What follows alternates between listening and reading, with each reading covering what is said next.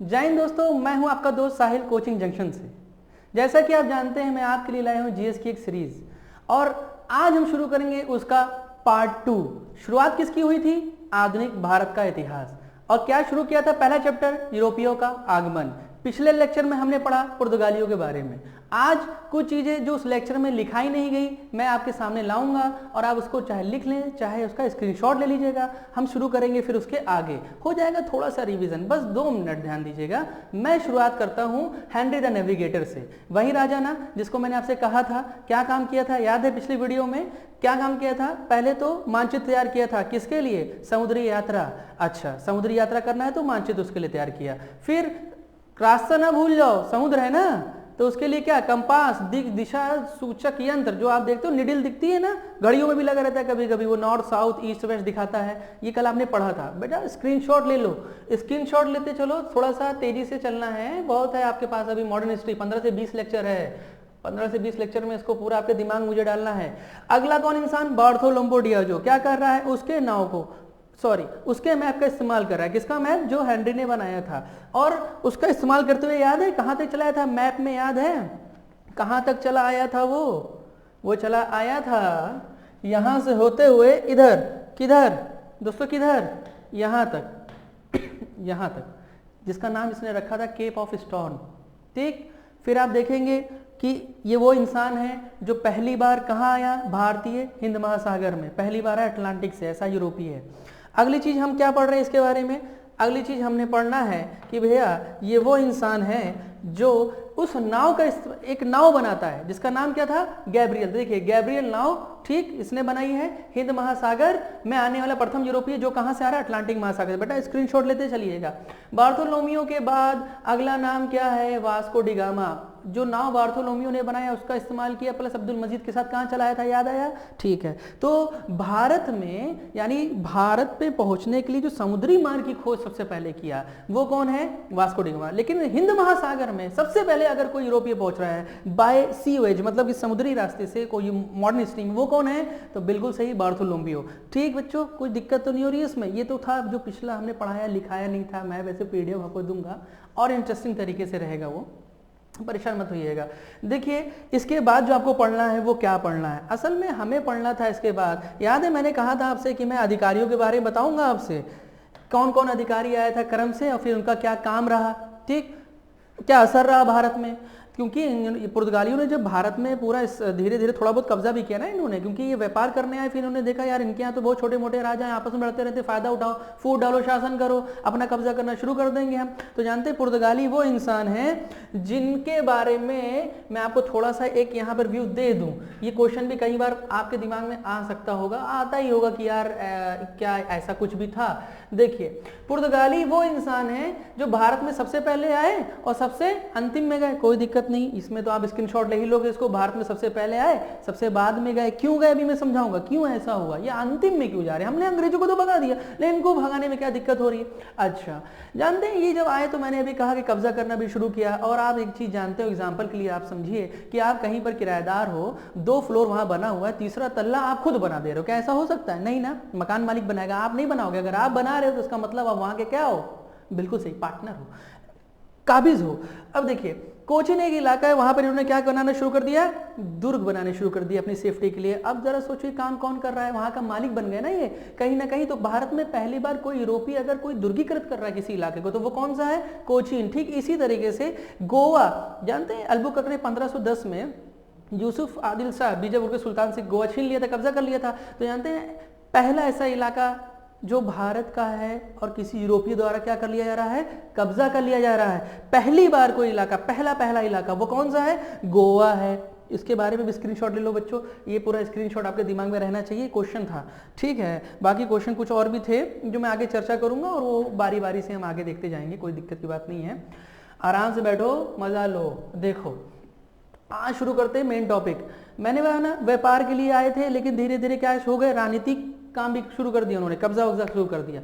और उस इलाके पर जहाँ इनका कब्जा है वहाँ पर इनको कोई दिक्कत ना आवे, भविष्य में कोई प्रॉब्लम ना आवे, व्यापार भी अच्छे से हो, पूरा साम्राज्य स्थापित कर लिया जाए, तो क्या भेजोगे? एक देख रेख करने वाला, बोले तो ऑफिसर्स, बोले तो वायसराय। और सबसे पहला वायसराय जो पुर्तगालियों द्वारा भेजा जा रहा है भारत में, उसका नाम क्या है? फ्रांसीसी दा अल्मीडा। ये कब से कब तक रहा? ये चला 1505 से 1509 तक। देखिए ये आया तो कुछ काम किया होगा, बिल्कुल। ये जाना जाता है एक चीज के लिए। क्या चीज के लिए जाना जाता है? आमतौर पे एक चीज है जो आप जानते हो, उसके बारे में याद है, कभी पढ़ा होगा कहीं ना कहीं, कोई बात नहीं। ब्लू वाटर पॉलिसी मतलब जान रहे हैं? ब्लू वाटर मतलब समुद्र के पानी की बात हो रही है, नीति पॉलिसी मतलब नीति, समुद्र के पानी की बात हो रही है, नीति मतलब अपना पूरा कब्जा कर लेते हैं। समुद्र रास्ता हमने खोजा तो क्यों ना हम इस पे पूरा कंट्रोल कर लेते हैं।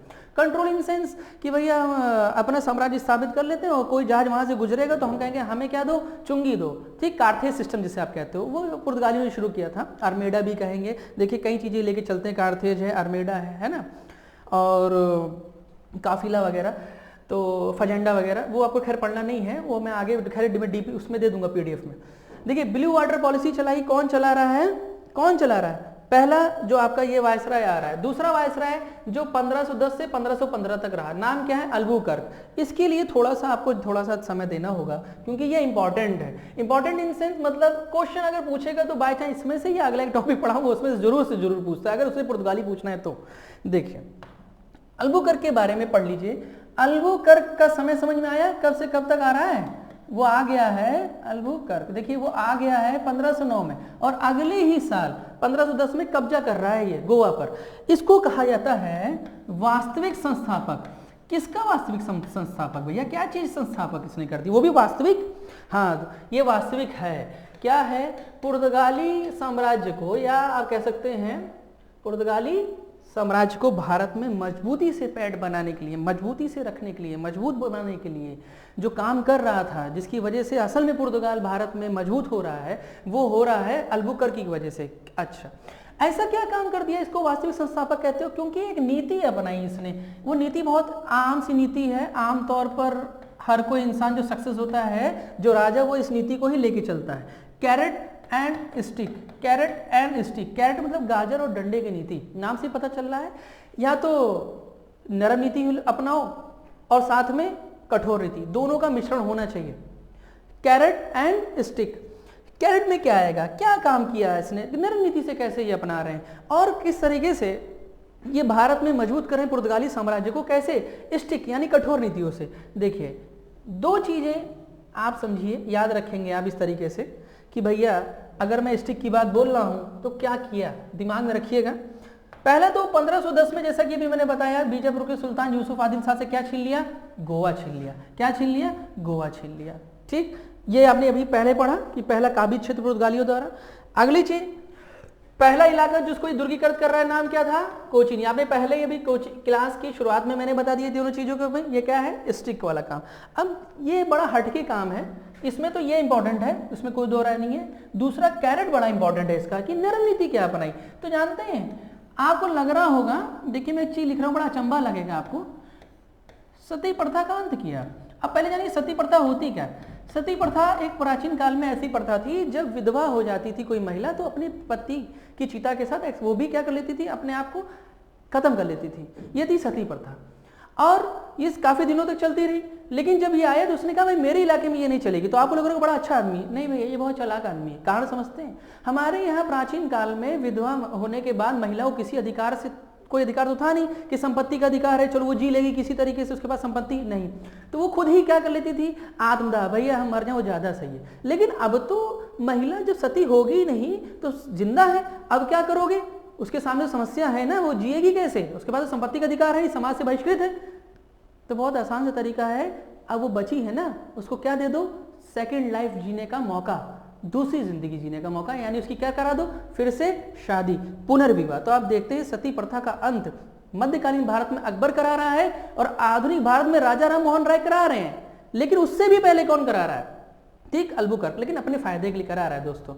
आप समझ में आया कि जब सती हुई नहीं तो शादी करवाओगे, और किससे कराओगे? पुर्तगाली से कराओगे, तो उसकी जो संतान होगी वो क्या कहलाएगी? वो पिता के नाम से चलेगी ना भैया, वो क्या होगी? पुर्तगाली या भारतीय? सिंपल सी बात है, पुर्तगाली होगी। तो सांस्कृतिक रूप से आप कब्जा कर रहे हो भारत पे, सामाजिक रूप से कब्जा कर रहे हो भारत पे। यही समस्या रही, आगे चल करके आप देखेंगे पुर्तगाली को निकालना मुश्किल है, क्योंकि भारतीयों पर कब्जा थोड़ी हो रहा है। गोवा में देखिए भारतीय थोड़ी है, वहां पर किसके वंशज हो गए? पुर्तगालियों के। अब पुर्तगाली क्या कहोगे कि मतलब जैसे भारत के नियम क्या था? भारत में थे, हम तो भारतीय थे और अंग्रेज हम पर क्या थे? हावी थे, हम पे क्या करके रखे? कब्जा करके रखे। तो हमने कहा इनको हटा दो। लेकिन भैया गोवा में तो ऐसा है नहीं, यहाँ पे तो पहले से कौन मौजूद है? खुद ही ये लोग हैं, ठीक है। तो इसलिए इनको निकालना थोड़ा मुश्किल हो गया था। तो आपको ये चीज याद आई, इसको वास्तविक संस्थापक कहते हैं। क्यों? ठीक। अगला चीज, एक ऑफिसर और आया इसके बाद, उसका नाम क्या है? एक ऑफिसर और आया, उसका नाम क्या है? उसका नाम है नीनुदी कुन्हा। अब देखिए, अभी तक राजधानी क्या चल रही थी? यहां तक राजधानी चल रही है आपकी कोचीन। लेकिन यहां आने के बाद नीनुदी कुन्हा ने एक काम किया। क्या? आपको याद करना है, जो वो इंपॉर्टेंट काम क्या है कि गोवा को उसने क्या बना दी? राजधानी बना दी। ठीक दोस्तों, अब एक लास्ट टॉपिक उठा लो, वो ये कि भैया पुर्तगालियों ने भारत में कुछ चेंजमेंट किए, कुछ उनका योगदान है कि नहीं है? तो कुछ योगदान है बच्चों। क्या योगदान है? आप बार बार एक चीज पढ़ते हो ना, कोई परेशान होने की जरूरत नहीं। देखिए पुर्तगालियों का पहले तो उद्देश्य समझ लीजिएगा तो अपने आप समझ जाएंगे। पुर्तगालियों को भारत में जो उद्देश्य था, भारत में पूरे विश्व में जो उद्देश्य था, वो दो उद्देश्य थे। पहला तो व्यापार करना, बिजनेस करना, और दूसरा था ईसाई धर्म का क्या करना? प्रचार करना। तो देखो यार, ऐसा है कि भारत में ये तो व्यापार कर ही रहे हैं, ठीक है, व्यापार कर ही रहे हैं, कोई दिक्कत की बात नहीं, व्यापार हो रहा है। लेकिन ईसाई धर्म का प्रचार भी करना चाहते हैं। तो ईसाई धर्म का प्रचार कैसे करोगे? तो बोला बहुत आसान तरीका ऐसा है, किताबें छापो, बाइबल छापो, इन्हीं की भाषा में छापो, यानी भारतीयों की भाषा में। और ये कहाँ है? दक्षिण भारत, उत्तर भारत, दक्षिण भारत में पुर्तगाली लोग, ठीक। तो कौन सी भाषा यहाँ पर उस समय चल रही है? कन्नड़ और मलयालम। कौन सी भाषा मेन है? कन्नड़ और मलयालम। तो आप देखेंगे बाइबल छप रही है किसके द्वारा? पुर्तगालियों के द्वारा। कौन सी दो भाषा में? कन्नड़ और मलयालम भाषा में। क्या चाहते हैं वो ऐसा करके? अपनी सोच को हमारे भारतीयों के अंदर दिमाग में डालना चाहते हैं कि भैया देखो बाइबल कितनी अच्छी चीज है, तुम भी ईसाई हो जाओ, ठीक। अच्छा, अब इसके लिए किताब छापोगे, बाइबल छापोगे, यानी जानते हो क्या शुरू कर दिया इन्होंने?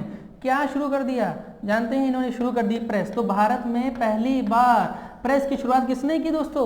पुर्तगालियों ने की। अब प्रेस से संबंधित बहुत सारे क्वेश्चन हैं जो मैं आगे आने वाले दिनों में आपको बताऊंगा, जब बस मेरे वीडियो को आप देखते रहिए। प्रेस में क्वेश्चन क्या है? जैसे आपसे पूछा जाता है भारत में सबसे पहले प्रेस की शुरुआत किसने की? बिल्कुल सही, पुर्तगालियों ने की। लेकिन आपसे ये पूछा जाता है पहला न्यूज़पेपर कौन सा था? फिर आपसे पूछा जाता है कौन सा ऐसा न्यूज़पेपर जो हिंदी भाषा में पहली बार छापा गया? फिर आपसे ये पूछा जाता है कौन सा भारतीय जिसने सबसे पहले न्यूज़पेपर को छापा? आपसे कभी भी पूछा जाता है वर्नाकुलर प्रेस एक्ट सबसे पहले किस न्यूज़पेपर पर लागू हुआ था? और कौन सी ऐसी पत्रिका है, कौन सी ऐसी पत्रिका है जिसने अपनी लैंग्वेज ही बदल दी थी वर्नाकुलर प्रेस एक्ट से बचने के लिए? अमृत बाजार। क्या कर दिया था इसने?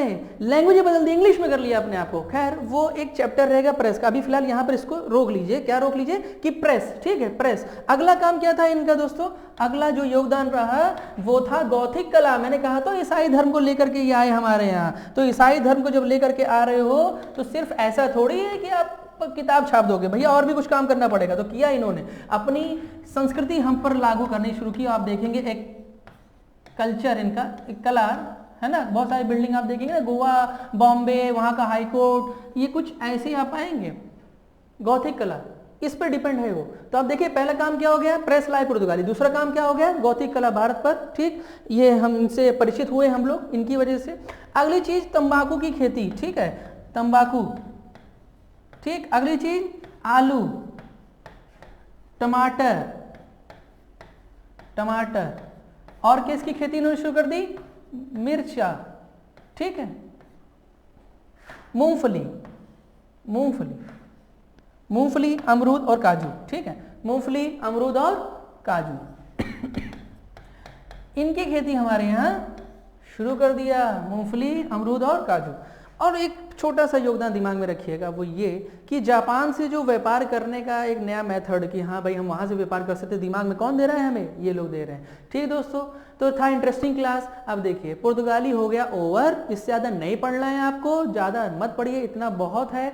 अब मेन टॉपिक हम लोग आगे लेके चलेंगे अगले चैप्टर में, अगले लेक्चर में, जिसका नाम क्या होगा, डच और अंग्रेजों के बारे में हम लोग पढ़ेंगे। ठीक दोस्तों, तो आप तैयार रहिएगा अगले वीडियो के लिए, और जरा सा सब्सक्राइब जरूर कर लीजिएगा ताकि आपको समय से पता चल जाए, बेल आइकन ऑन कर लीजिएगा। ठीक है दोस्तों, जय हिंद।